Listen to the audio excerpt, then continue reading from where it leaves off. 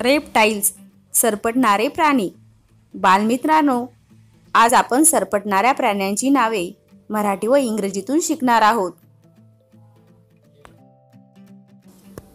गोगलगाय, याला इंग्रजीत म्हणतात स्नेल. नाग, कोब्रा. सरडा, लिझर्ड.